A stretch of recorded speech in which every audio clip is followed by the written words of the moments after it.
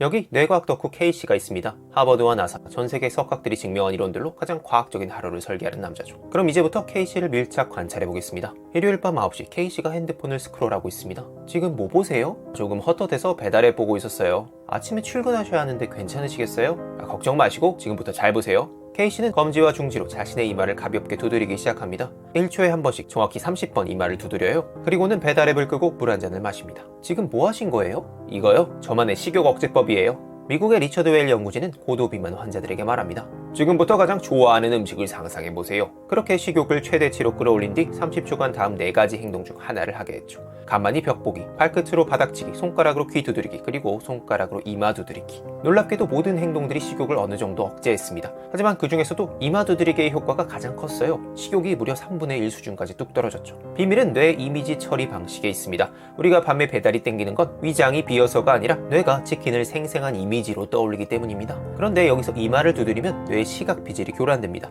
손이 이마에 닿는 촉각 정보, 눈앞에서 손이 왔다 갔다 하는 시각 정보 등을 바쁘게 처리하느라 머릿속에 뛰어든 치킨 이미지를 강제로 지워버리는 거죠. 월요일 아침 출근한 K씨의 표정이 좋지 않습니다. 주말 동안 쉬어서인지 집중이 잘 안 되네요. 남들이라면 커피를 들이켰겠지만 K씨는 스마트폰으로 유튜브를 켭니다. 그가 보는 건 뉴스도 주식도 아닌 아기 고양이와 강아지 영상이고요. 업무 중에 이런 거 보셔도 돼요? 딱 2분만 볼 거예요. PD님, 혹시 카와이 연구라고 아세요? 일본 니토노 히로시 연구팀은 파워 오브 카와이라는 제목의 연구를 발표합니다. 연구진은 대학생들에게 작은 핀셋을 주고는 작은 구멍에서 부품을 꺼내게 했어요. 고도의 집중력이 필요한 과제였죠. 작업을 시작하기 전 학생들을 3그룹으로 나눕니다. A그룹은 귀여운 아기 동물, B그룹은 다 큰 동물, C그룹은 음식 사진을 1분 30초 동안 보게 했죠. 결과는 놀라웠습니다. B와 C그룹의 성적은 달라지지 않았지만 아기 동물 사진을 본 A그룹은 작업 성공률이 무려 44%나 향상되었죠. 연구진은 이렇게 설명합니다. 작고 귀여운 생명체를 보면 돌봐야 한다는 양육 본능이 깨어납니다. 하지만 연약한 아기를 돌보려면 행동 하나하나를 조심하고 집중해야 하죠. 그래서 뇌는 귀여운 것을 보는 순간 시야를 좁혀 집중력을 극도로 끌어올립니다. 귀여운 걸 볼 때, 최애 간식을 섭취할 때, 좋아하는 음악을 들을 때, 인터넷 쇼핑 장바구니를 채울 때 뇌에서는 도파민 공장이 가동됩니다. 여기서 나온 도파민은 멈추지 않고 뇌의 사령탑인 전두엽까지 치고 올라가요. 사람들은 흔히 이렇게 생각합니다. 기분이 좋으면 놀고 싶어서 일을 안 할 거야. 하지만 뇌과학적으로는 반대입니다. 전두엽에 도파민이 공급되어야 뇌는 지루한 일을 참고 해내는 힘을 얻게 되죠. 기름 없는 자동차가 달릴 수 없듯 도파민 연료가 없는 뇌는 어려운 업무를 선택하지 못합니다. 금방 포기하고 쉬운 길로 도망치고 싶어 하죠. 그러니 업무 중 찾게 되는 소소한 즐거움들은 딴짓이 아닙니다. 의지력 탱크에 기름을 보충하는 과정이죠. 오후 1시 식곤증의 시간이 찾아왔네요. K씨가 휴게실 책상에 엎드립니다. PD님, 지금부터 정확히 26분 뒤에 깨워주세요. 무슨 일이 있어도 30분은 넘기시면 안 되고요. 왜 하필 26분이에요? 나사 랩이라고 유명해요. 한번 검색해보세요. 1990년대 당시 항공업계는 비상이었습니다. 장거리 비행을 하는 조종사들이 피로누적으로 조종석에서 사경을 헤맸거든요. 하지만 당시 규칙은 엄격했습니다. 조종석에서 자다 걸리면 즉시 해고였죠. 그래서 나사의 마크 로즈킨드 연구팀은 사람들의 목숨을 걸고 위험한 실험을 제안합니다. 실험 장소는 실제 승객 수백 명을 태우고 태평양을 건너는 보잉 747 조종석이었고요. 연구팀은 기장들을 두 그룹으로 나눴습니다. A그룹은 26분간 쪽잠을 자게 했고 B그룹은 깨어있게 했죠. 결과는 충격적이었습니다. 깨어있어야 했던 B그룹은 쪽잠을 잔 A그룹에 비해 5초 이상 기절하듯 주는 일명 마이크로 수면 현상을 무려 5배 더 많이 겪었습니다.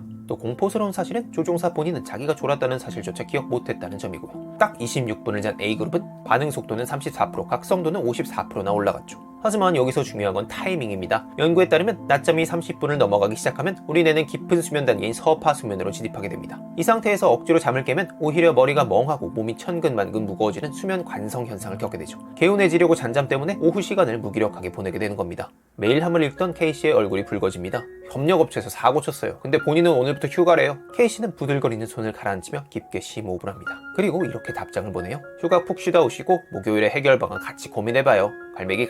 되게 착하게 답장해 주시네요. 혹시라도 오해하시면 안 되는 게 절대 이분들이 무서워서 참는 게 아니에요. 괜히 화 한 번 내면 생물학적 비용이 어마어마하거든요. 미국 연구진은 참가자들에게 5분간 과거에 화가 났던 경험을 생생하게 떠올리게 합니다. 사람들은 그때의 기억만으로도 다시 화가 났고 기억을 떠올린 1시간 뒤부터는 면역 수치가 급격히 곤두박질 쳤죠. 더 무서운 건 지속 시간이었습니다. 단 5분 화를 냈을 뿐인데 우리 몸의 최전방 방어막인 타익 면역 글로불린 수치가 무려 6시간 동안 바닥을 쳤죠. 고작 5분 화내고 6시간 동안 바이러스에 취약해지는 셈입니다. 이번엔 정반대 상황입니다. 연구진이 참가자들에게 누군가를 진심으로 배려하고 사랑하는 마음을 5분간 느끼게 했습니다. 그 결과 면역 수치는 41% 상승했고 심지어 어떤 사람은 240%까지 올라갔습니다. 그리고 6시간 동안 완만하게 유지되었죠. 오후 6시 보고서 마감이 코앞이고 K씨의 손가락은 춤을 춥니다. 논리는 완벽하고 문장이 술술 풀리는 상태. 글이 가장 잘 써지는 절정의 순간입니다. 따라서 이번 프로젝트의 핵심 성공 요인은, 그런데 바로 그때 K씨가 갑자기 노트북을 덮어버립니다. 시간도 애매하고 이제 퇴근하려고요. 결론만 쓰시면 되는 거 아니었어요? 잘 된다고 꼭 끝마칠 필요는 없어요. 해밍웨이 브릿지라고 들어보셨어요? 구소련의 심리학자 자이가르닉은 어느 날 카페에서 범상치 않은 웨이터를 보게 됩니다. 그 웨이터는 수많은 테이블의 복잡한 주문을 메모 한 장 없이 완벽하게 외워서 서빙했죠. 자이가르닉이 감탄하며 물었습니다. 아까 저 테이블 주문이 뭐였나요? 그러자 웨이터가 이렇게 답했습니다. 글쎄요, 계산이 끝난 테이블이라 잊어버렸네요. 자이가르닉은 여기서 영감을 받아 참가자들에게 구슬꿰기, 퍼즐 맞추기 등 20가지 자잘한 과제를 시켰습니다. A그룹은 과제를 끝까지 마치게 했고 B그룹은 한창 진행 중일 때 강제로 중단시켰죠. 결과는 충격적이었습니다. 이를 끝낸 그룹보다 도중에 중단당한 그룹이 과제 내용을 무려 2배 더 잘 기억하고 있었죠. 왜 그럴까요? 뇌는 완성되지 않은 일을 해결되지 않은 과제로 분류해 무의식 중에 계속 붙잡고 있습니다. 이것을 자이가르닉 효과라고 합니다. 찝찝하게 남겨두고 퇴근하면 뇌는 백그라운드 프로세스를 켜둔 채 퇴근 후에도 무의식적으로 일 처리를 계속합니다. 덕분에 내일 아침 자리에 앉자마자 1초 만에 작업을 이어갈 수 있죠. 미국의 소설가 해밍웨이도 글이 가장 잘 써질 때 일부러 문장 중간에서 멈췄습니다. 그러니 성과를 내고 싶다고 너무 완벽하게 매듭지으려 하지 마세요. 시간이 애매하다면 과감하게 노트북을 덮으셔도 됩니다. 토요일 오전 K씨가 노트북을 들고 집을 나섭니다. 아침부터 어디 가세요? 기획 아이디어 짜야 해서 카페 가요. 하지만 K씨는 동네 카페에 들렀다 다시 발걸음을 돌립니다. 여긴 너무 조용하네요. 그가 최종적으로 도착한 곳은 사람이 꽉 들어찬 만석의 카페입니다. 일리노이대 라비 메타 연구진은 참가자들의 창의력을 테스트합니다. A그룹은 아주 조용한 방, B그룹은 카페 정도의 소음이 있는 방, C그룹은 공사장처럼 시끄러운 방이었죠. 실험 결과 가장 높은 창의성을 발휘한 건 B그룹이었습니다. 연구진은 말합니다. 주변이 조용할수록 눈앞의 문제에 깊게 파고들 수 있다고요. 한마디로 나무를 봐야 하는 논리적인 일에는 좋지만 숲을 봐야 하는 아이디어 작업엔 좋지 않은 거죠. 적당한 소음은 뇌의 정보 처리를 살짝 방해하는데 카페 정도의 소음으로 약간의 방해가 생기면 뇌는 추상적 사고 모드로 전환돼요. 디테일보다는 큰 그림을 보게 되고 엉뚱한 것들을 연결하는 창의력이 발동합니다. 하지만 소음이 85dB, 믹서기 소리나 공사장 소리, 시끄러운 도로 수준으로 올라가면 뇌가 정보 처리를 제대로 못하게 되고요. 전쟁 같은 일주일을 보내고 드디어 K씨가 잠자리에 듭니다. 그런데 침대 풍경이 조금 독특해요. 혼자 사는 그의 옆자리에 거대한 동물 인형이 놓여 있습니다.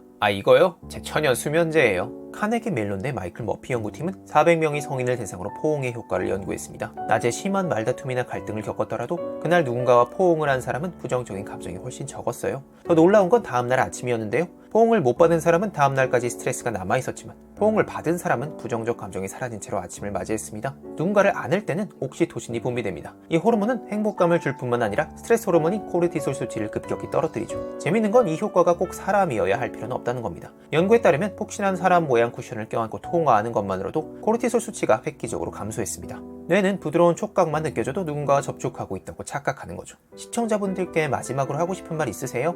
제가 이렇게 뇌과학 파고들고 루틴에 집착하고 하는 거 사실 몇 년 안 됐어요. 좀 안 좋은 일들을 연달아 겪었었는데 그때는 이 방 밖으로 나가는 것도 무서웠어요. 그냥 내일 눈이 안 떠졌으면 좋겠다 그런 생각도 많이 들었고요. 어느 날 알고리즘에 법륜 스님이 떠서 보는데 스님이 그러시더라고요.